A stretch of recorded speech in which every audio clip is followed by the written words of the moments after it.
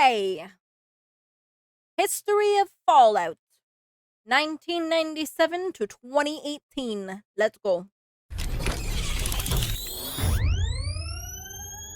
Welcome back, everybody. My name's Nick930, and to celebrate the upcoming release of Fallout 76, I wanted to share with you the complete history of Fallout. Let's go.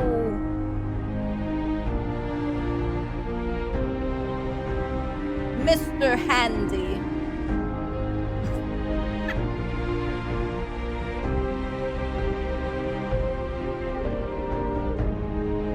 Is this in relation at all to the TV show?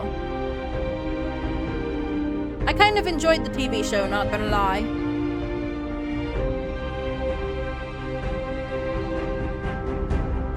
Fallout is a post-apocalyptic role-playing series where players explore massive open-world environments, complete quests, and engage in combat encounters with often mutated and irradiated enemies. The world of Fallout is modeled after a sort of strange hybrid of old 1950s American culture and futuristic nuclear-powered science fiction, in an alternate timeline where America was destroyed by a nuclear war in 2077. The series is filled with nods to various other post-apocalyptic literature and media, while also retaining its own signature style, with reoccurring enemy types, various fictional products, and unique concepts. But despite these constants, the series has diverted substantially since its initial outing in 1997, and has gone from being a top-down, turn-based RPG adventure to a fully immersive— Wow, that game! You can think of Fallout as a setting, and each game is a different city, year, and story. Oh, okay. I've played all the games in the Fallout series. Nice. How many is there? Even the crap called Fallout Brotherhood of Steel? Damn. Fallout 1, 2, Brotherhood of Steel, 3, New Vegas, 4, and then bam, 76. Wow. Do they have another one in the works? Are they making another season of the TV show? Fallout TV show.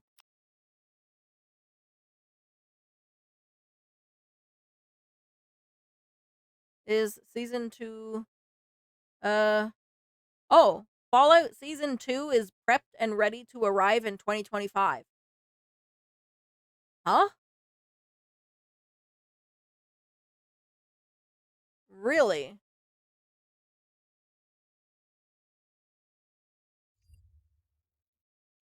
Alrighty then.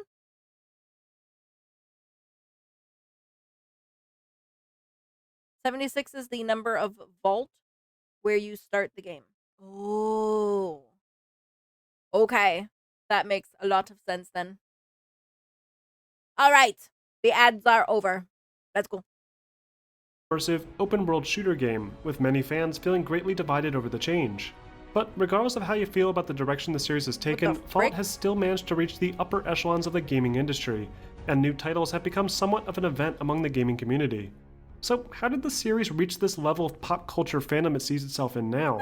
Well, to answer that, we're going to start by taking a look at the original game from 1997 called Fallout.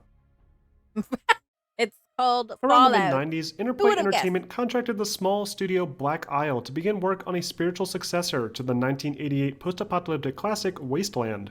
The game was eventually renamed into Fallout after some copyright concerns, but would share a lot of the same basic concepts, including the setting and basic premise. Something that surprised me when researching the origins of the Fallout franchise was how fundamental the game's role-playing progression system was to its identity, and how— You know what this reminds me of, and I haven't even played it yet though, is Project Zomboid, kind of. Development has greatly influenced its current design. The original Fallout game was initially pitched as a role-playing adventure that made use of the tabletop role-playing system called GURPS, which allowed players to manually assign ability points to their various attributes, rather than being completely random like a traditional Dungeons & Dragons character creation. These old-school role-playing designs are key to the creation of the Fallout universe, and still make up the foundation of the series to this day. However, because of Fallout's mature content, Interplay was forced to abandon the GURPS system, and instead created the iconic Special system instead. Development on Fallout took several years, with the producer, Tim Kaine, building most of the game engine alone.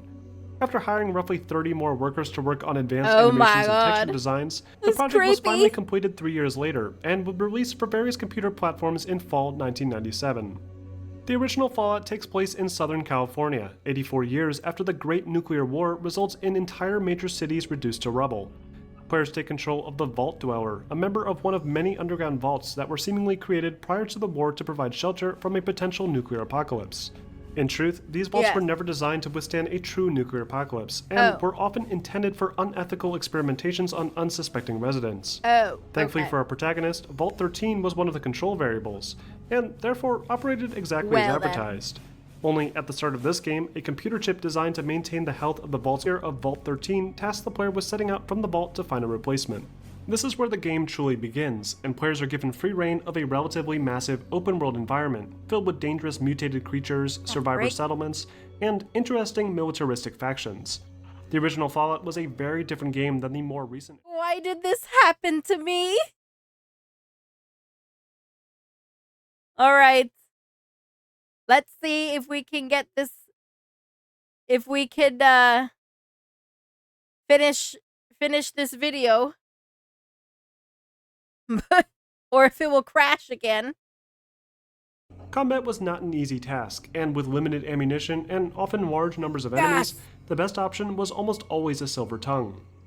Fallout's visual design obviously hasn't held up very well today, though it's interesting to learn how they managed to pull off the animations of some of the game's characters during dialogue segments.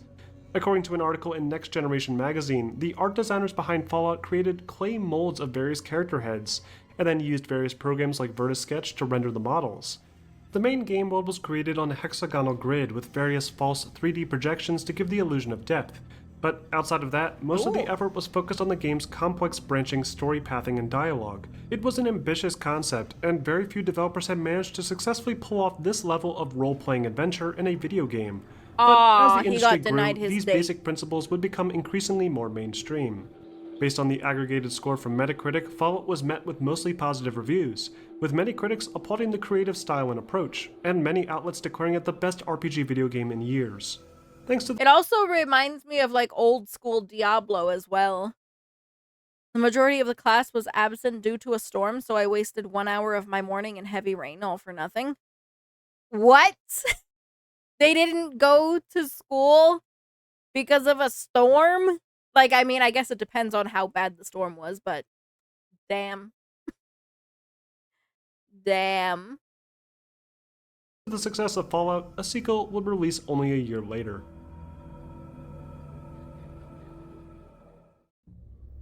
Fallout 2 in many ways was much like the first game, with an isometric, turn-based gameplay style, and the same basic premise.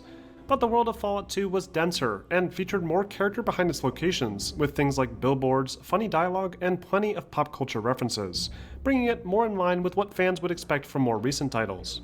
According to an article by Ed Smith of PC Games Network, work for Fallout 2 had begun before the original game had even released, and with the somewhat less than stellar sales of the original game when compared to Baldur's Gate, Black Isles was under significant pressure with Fallout 2, requiring long hours. The trees reminded me of the frickin' Sims, like the first Sims hours game. And expedited work effort. A lot of the silly Easter eggs and pop culture references thrown into Fallout 2 were done because of the severe lack of time. Major portions of the game world were thrown together without any content, and designers had to go back and fill in the blanks with anything they could think of on the fly, resulting in some incredibly bizarre Easter eggs. This aesthetic ended up becoming a recurring theme associated with Fallout that would go on to define the series, with its mature content being occasionally undermined by silly prop placement. Fallout 2's story takes place 80 years after the events of the first game, with players taking control of the original Vault Dweller's descendant called the Chosen One. After a massive drought, the player is tasked with venturing out into the wasteland to locate a device called the Gek, a device that could create a thriving community out of nothing. And much like the original game, the story becomes more complex as the player explores more of the world, and various interweaving character story arcs can greatly affect the overall story outcome based on the player's choices.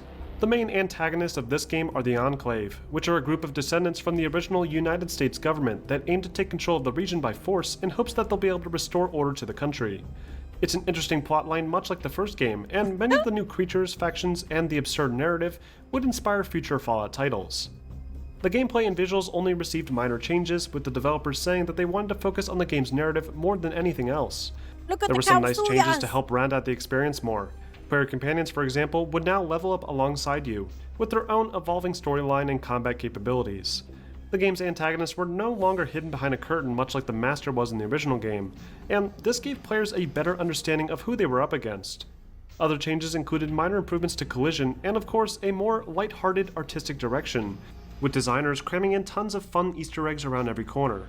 This resulted in one of the most popular classic Fallout experiences, with critics once again praising the game's focus on narrative role-playing action.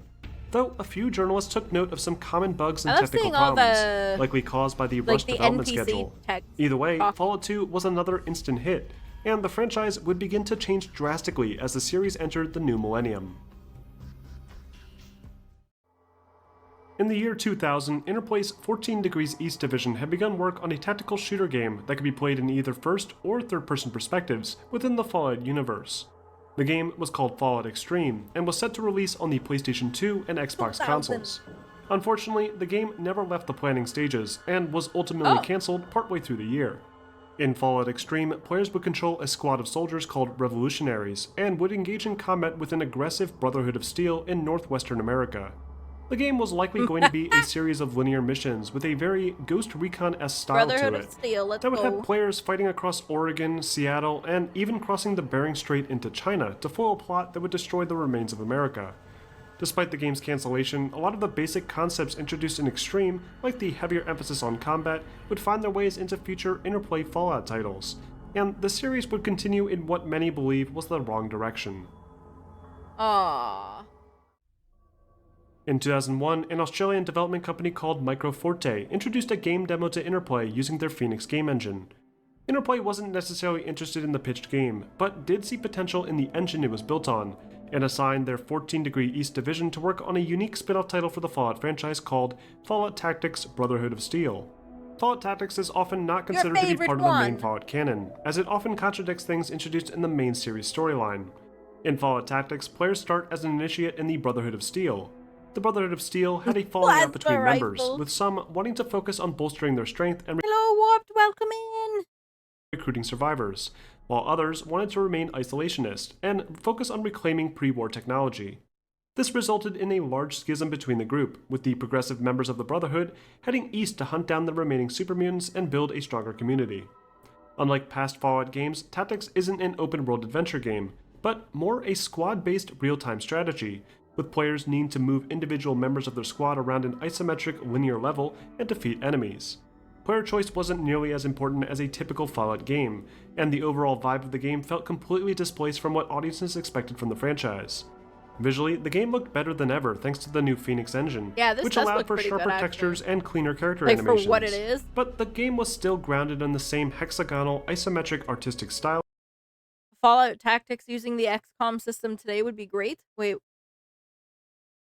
I'm dumb. What is XCOM? XCOM is a top-down tactic game series. Oh, okay. Okay. Alrighty. That the series had begun with. Surprisingly, Fallout Tactics performed well according to critics. The game received scores in the mid-80% range, with most applauding the improved combat mechanics. But many were disappointed to see the open-world aspect of Fallout removed from this entry, and overall, Tactics did not sell as well as Interplay had hoped. Soon after Tactics had released, Interplay had Microforte begin work on a Fallout Tactics sequel that was planned to release a year later, but because of the first Tactics game selling so poorly, the project was soon scrapped completely in 2001. And it's a shame because the setting for Tactics 2 would have been a unique one. Tactics 2 was going to take place in the second one that they had to scrap. What the hell? Oh, this thing looks cool. In the southeastern part of the United States, mainly the marshlands of Florida, and would feature an entirely different biome that still hasn't really been properly explored in the Fallout franchise outside of a few later expansions.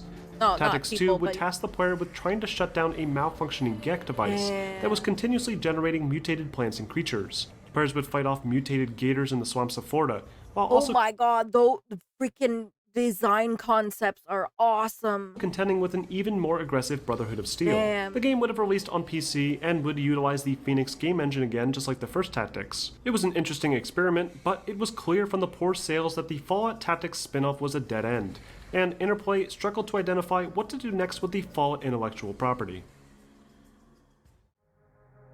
The Van Buren project is where Interplay and Black Isle Studios really started to run into some 2003. serious problems. Interplay wanted more games to be produced on consoles, and many of the core gameplay What in mechanics the in the hell is older this? Fallout games didn't sit right with them either. After the cancellation of Baldur's Gate 3, Black Isle Studios was transitioned over to the ongoing Fallout 3 project, nicknamed Van Buren. Many of the developers started to drop out of Black Isle Studios due to funding concerns, and the project was eventually scrapped, despite being near completion. Van Buren's story would have taken place in the southwestern United States, around the Hoover Dam area, and begun with the player having just escaped prison. Whether or not they escaped prison for false imprisonment or were legitimately criminals would be up to the player, and this choice would also affect the player's starting stats. The player would then explore a southwestern countryside, avoiding capture from prison guard robots while also interacting with the NCR and Brotherhood of Steel, whom were in a massive conflict with each other. Why does this look worse to me than the previous games that we have seen? What the hell? Van Buren's gameplay would have heavily emphasized the classic turn-based control scheme of the original two games, making it a proper Fallout 3, but because of outside pressure from Interplay, Black Isle was forced to include a real-time gameplay option. Interplay also requested that the game feature full cooperative gameplay as well, only further hurting development time.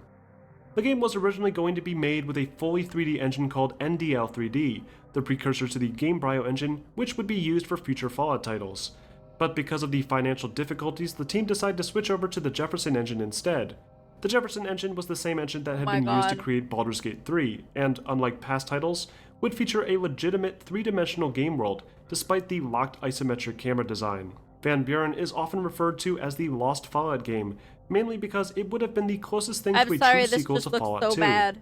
But because of Interplay's focus on the console division, the Van Buren project would need to be shut down, and Fallout 3 would take on an entirely different form years later. What the hell? While Black Isle Studios was working on the doomed Van Buren project, the core Interplay team worked on the first official console debut for the Fallout series called Fallout Brotherhood of Steel. This would be the final title in the franchise released by Interplay Entertainment. Let's go. In Brotherhood of Steel, players control a squad of Brotherhood initiates as they search for a group of missing paladins, and have run-ins with various classic Fallout factions including raiders, ghouls, and super mutants. The story also had a bit of a throwback to the original game, with the player meeting up with the original Vault Dweller. Much like Fallout Tactics, this console-exclusive Fallout title would not feature an open-world environment, but instead would offer multiple missions at various locations with a linear structure. Players could not customize their stats like other Fallout games, but could choose from one of 6 playable characters, and could even play cooperatively with a friend. The game had a rotatable camera and some awkward top-down controls that hurt its audience's appeal greatly, and it feels far removed from other Fallout titles in the franchise, with a significantly heavier emphasis on action rather than on role-playing. Fallout Brotherhood of Steel... again, this literally looks worse than the older games. What the hell? What is happening? Failed to meet expectations and was critically panned for its repetitive mission structure and massive displacement from the franchise's core aesthetics. Before Brotherhood of Steel released, Interplay already had begun work on a sequel. Brotherhood of Steel 2 would feature pretty much the exact same gameplay mechanics, but with a few new features like a few new enemies, weapons, and playable characters. There were also plans to implement a stealth element to the gameplay, which would add a little bit more variety to the experience. However, Brotherhood of Steel 2 would never see the light of day due to poor reception for the original game. It's evolving just backwards. They're like, instead of making the game look better over the years, we're gonna do the opposite and be different. We're gonna make it look worse. That's why I didn't consider it a game in the Fallout series. Understandable. And the project was canned despite being close to completion. Wow. Throughout the mid-2000s, Interplay and Masthead Studios had begun working on an ambitious online Fallout experience simply called Fallout Online. In 2007, Bethesda Softworks purchased the Fallout intellectual property, and gave Interplay Entertainment a strict requirement regarding the development of Fallout Online. Interplay failed to meet these requirements by the deadline, and a massive legal dispute erupted, with Bethesda and Interplay going back and forth, fighting for control of the Fallout franchise. The result of this legal dispute was the cancellation of Fallout Online, and Interplay losing the rights to the Fallout MMO property. Interplay could still earn revenue from the original 3 Fallout PC titles, but the franchise would finally come under full control of Bethesda Softworks, a move that would change the franchise forever. For the better? In 2004, Bethesda Softworks, creators of the my god! Oh my gosh, we're suddenly in full 3D. Holy moly! Popular Elder Scrolls video games Damn. licensed the rights from Interplay Entertainment to work on the Fallout franchise. Using the Gamebryo engine, the same engine used for the award-winning Elder Scrolls Oblivion game, Bethesda Softworks created a massive 3D environment beyond the scope of anything seen in a Fallout game prior, while also respectfully maintaining the core aesthetic of the original titles. The result was Fallout 3, a game that turned the Fallout franchise into a mainstream phenomenon. Fallout 3's story takes place in the Capital Wasteland, the post-apocalyptic ruins of the Washington, D.C. area. Players take control of the Wanderer, starting literally with the character's birth.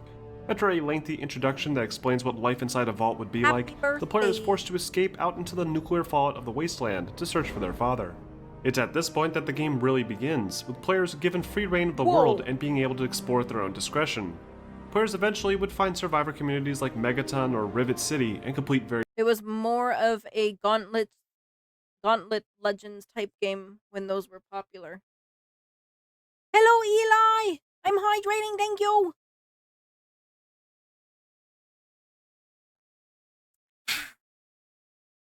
I'm stretching.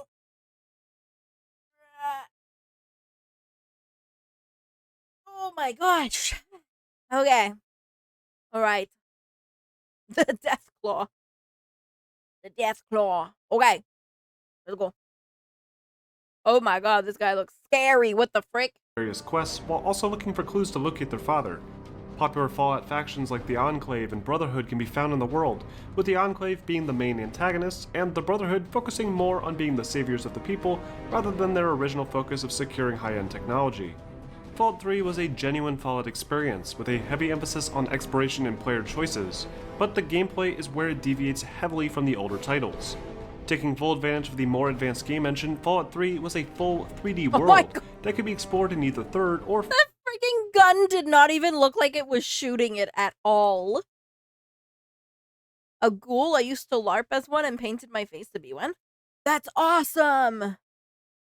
That would be such an awesome, like, cosplay. First person, a major departure from the original game's isometric approach. The movement design was also changed substantially. Fallout 3 featured a much more conventional control scheme, with players able to walk, jump, and fire weapons freely. Combat would no longer be modeled after the classic turn-based design, but would instead happen in real time, with players needing to rely on accuracy and cover.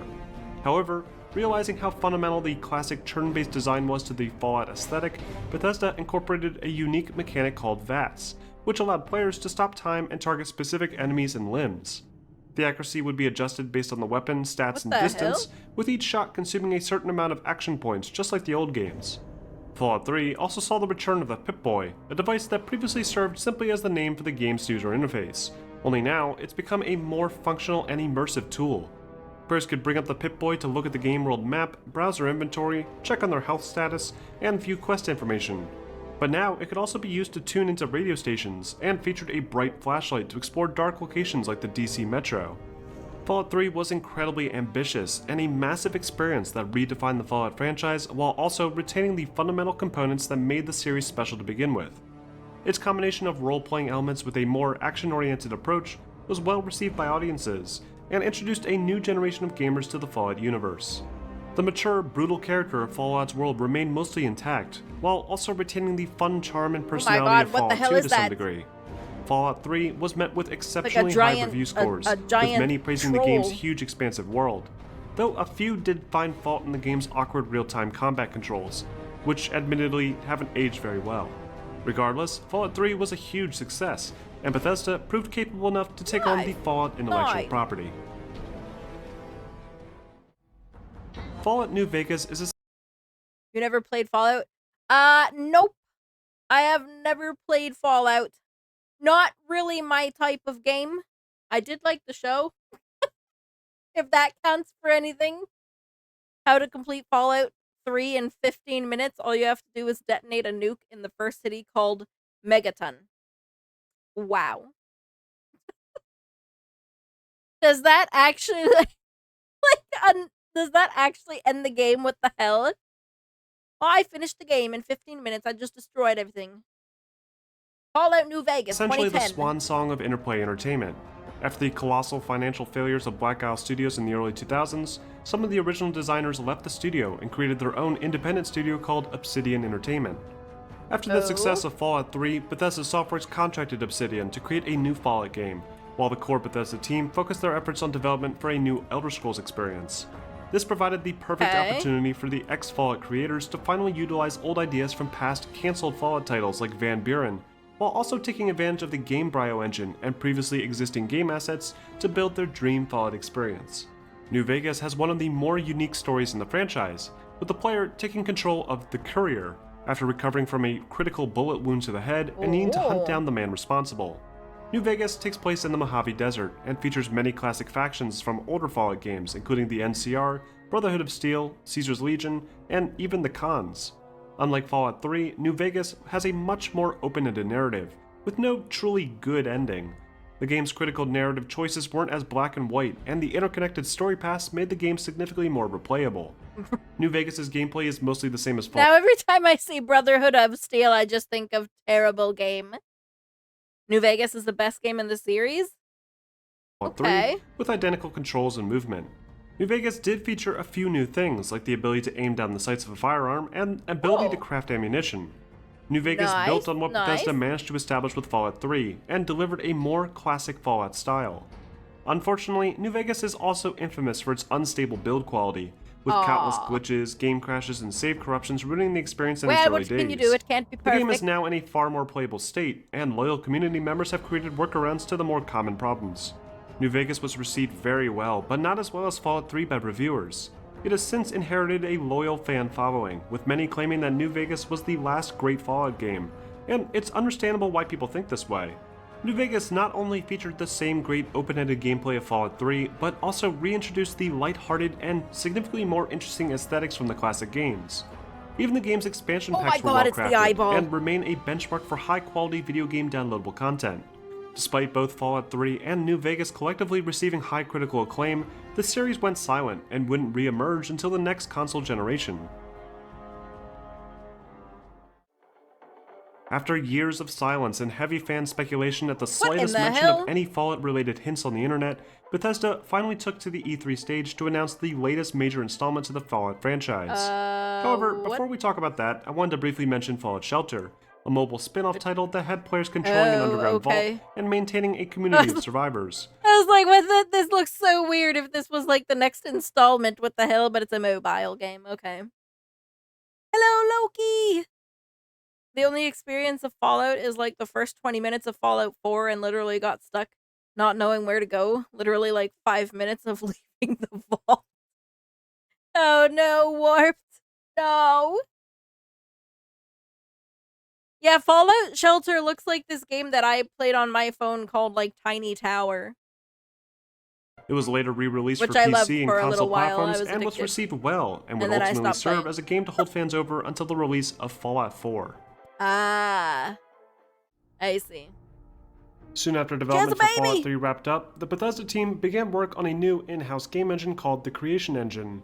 This engine would not only be used to build the massively popular Skyrim in wow. 2011, but would also be used to build 2015's Fallout 4. Fallout 4 was beyond ambitious, with revamped visuals, a denser open world to explore, and a Damn. ton of new gameplay features to fully immerse the player in the world of Fallout. What the However, hell? this focus on improving the gameplay Those things look inadvertently lowered the quality of the game's narrative. In Fallout 4, Aw. players would assume the role of the Lone Wanderer, who manages to survive the Great War by being cryogenically frozen inside Vault 111. After witnessing the kidnapping of his or her son, the Lone Wanderer wakes up and sets out on a mission to track the kidnappers down. But as always with Fallout, the main storyline takes a back seat as the player freely explores the open world and completes quests Glowing while also behemoth. adoring their pet dog with teddy bears. Many fans did note that Fallout 4's story didn't match the level of complexity of Dog. past Fallout games. This was mainly due to Bethesda's decision to fully voice cast the player's character, aka the Lone Wanderer. To realistically record all the different lines of dialogue convincingly, Bethesda narrowed the scope of the game's role-playing significantly, and limited dialogue to 4 simple choices, often being either yes, no, maybe, Aw. or something silly. And regardless of your dialogue choice, the story seemed to almost always play No. out the same way. No, freaking. The story part of it was such a massive thing. Wow, you just come in and butcher it. What the hell? Okay. Okay, Eli. Sleep well. Have a good night. Way. Previous titles allowed you to build a truly evil character if you wanted, and the Wow. stories seemed to organically allow you to do that. But Fallout 4 often pointed players towards the good guy storyline. There's still a fair bit of role-playing to be had and plenty of branching paths and story arcs, but it didn't reach the level of storytelling on offer in games like New Vegas. Fallout 4 did receive some excellent quality of life improvements to the gameplay. Firstly, the shooting mechanics were made to feel much more fluid and consistent. Weapon firing animations had more impact to them, and sound effects were Oh, bumped up a yeah. notch. There was a The weapon massive arsenal impact. of unique weapons to choose from, all of which could be fully customized at weapon benches. This level of customization extended to creating food, medicine, armor, and even heavy Nice. power armor. The power armor went from being just a simple clothing item to an essential tool that players could climb in and out of at will and customize with bolt-resistant Dog. plating, targeting sensors, and jetpacks. Enemies were more varied than ever, with a ton of different factions, creatures, and legendary enemies that were often more difficult to defeat and rewarded players with special legendary items. Oh, that's a Friendly death companions were claw. made to be more I don't think practical, I've ever with seen each a. companion offering I different don't think I've ever seen a death claw before, actually. Damn, they benefits look to the cool. player, and they also could be directly controlled with basic commands. If you didn't feel like completing quests, you can spend hours creating custom-friendly settlements, complete with storefronts and defenses to hold off against constantly reoccurring Oh enemy my gosh, attacks. that's so cute. Visually, Fallout 4 was miles ahead of its predecessors, with smoother animation work, beautiful volumetric lighting effects, and a level of environmental detail unmatched by other titles in the series. The game had a few performance-based issues in addition to some reoccurring bugs regarding the settlement feature, but it was still a surprisingly solid game despite Bethesda's reputation for releasing broken products. Fallout 4 was an experience unlike any other Fallout game on the surface, but after hours spent exploring its hugely dense world, players were greeted to a ton of repetitive tasks, like going to certain locations and killing a randomly generated group of enemies.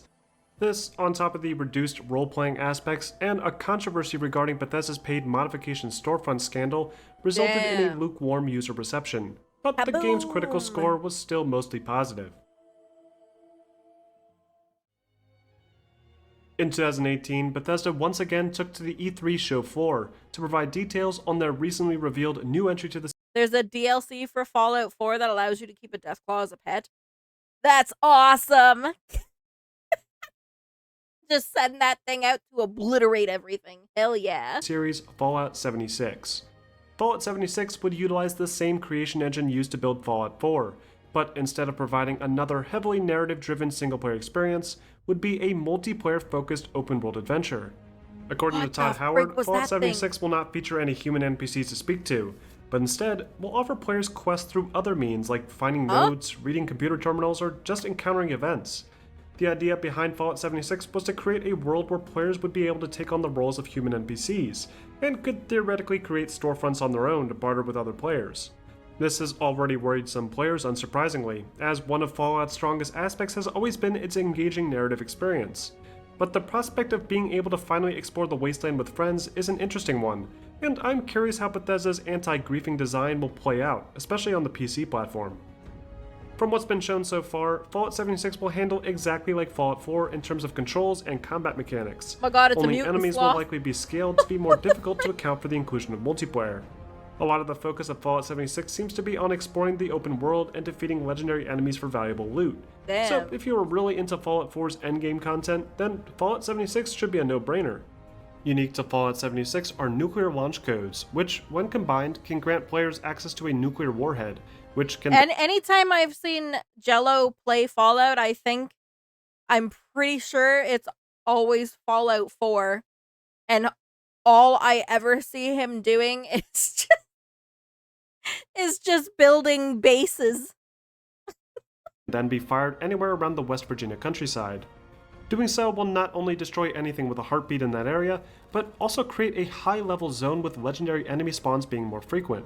It's a clever idea that plays perfectly into the Fallout mythos, and may be the most popular endgame activity plan so far.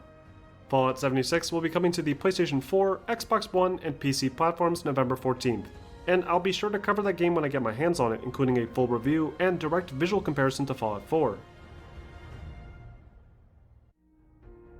Damn. Fallout's legacy is one that's We go unmatched when it from comes this to the to action role-playing genre. 76 The post-apocalyptic world of to Fallout this. is one that's dreary and depressing, yet inviting at the same time, often challenging players with the question, how would you survive a nuclear Armageddon? It's a fun look at an alternate science fiction timeline that provides a deep and generally consistent lore, while also enticing players with its addictive, explorative nature. And the fact that its visuals are never really up to par with the competition is a testament to how much more important a solid story and fun gameplay experience are to creating a good game.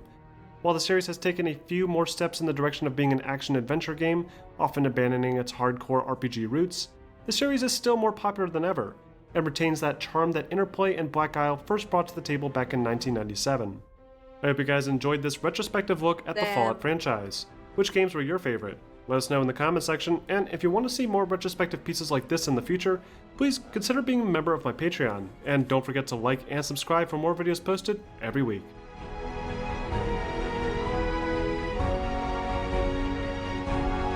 Wow. Yeah, I've never played them. Sadly, it's not I don't really typically like shooter games like this. Um, but I did find when I watched the show, I found the lore interesting and stuff. Um, was I hopefully like as they make more games, hopefully they'll kind of return to their roots of storytelling. Fun fact, almost all vaults in Fallout were social experiments. Yeah. Yeah. I remember learning that. I was like, "Wow." Doesn't surprise me actually. Vault 69 with 999 900 what? 999 males and one female? Holy shit. Oh no. No way. There's no. No way. You're shitting with me, right? Hold on, wait. This feels like a joke. Constructed by the Vault Tech Corporation, like the majority of vaults, Vault 69 was incorporated with a social experiment. No exact details are known other than that of the 1,000 person population of the vault, only one inhabitant was male. So it was 999. Oh. Yeah, 900 and yeah, warped. 999. Oh. Vault 69 is the one that had 999 females and one man. Vault 68 is stated to serve as a direct counterpart. Okay, it's just the other way around. 69 had the one dude and then 68 had the one girl. What the frig? Wow. That is messed up.